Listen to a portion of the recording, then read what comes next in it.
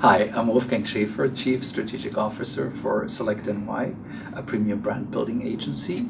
And I'm JP Kuehlwein, Executive Vice President for Friedrich a premium hair care brand.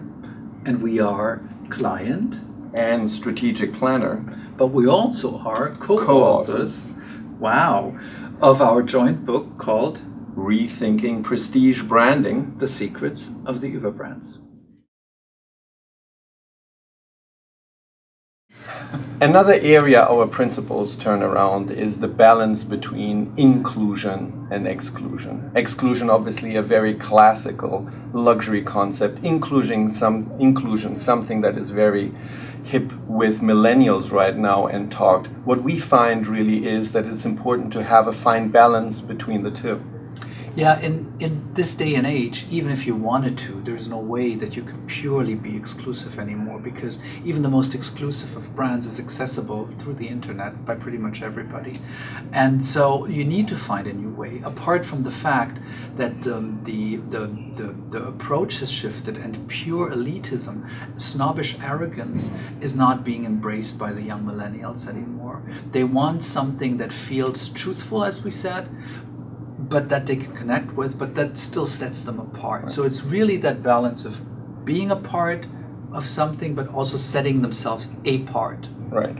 So it's not really anymore about a physical velvet robe that keeps you from entering and desiring to be in. Often that velvet robe is knowledge about a product, recognition of a product, or belonging to the creed or understanding the language of a particular brand. It's a more sophisticated way to span a velvet robe. Yeah, because basically in the 21st century, money isn't the distinguishing factor anymore. Yes, for a lot of people it still is. I mean, let's be honest, not everybody can afford everything. But for those that we're talking about that have reached a certain level of sophistication, it's knowledge that distinguishes you. Knowing something before everybody else already does.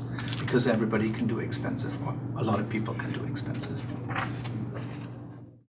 So one nice example we have is Berluti, a brand of luxury shoes, but it's so much more than bespoke fitted shoes.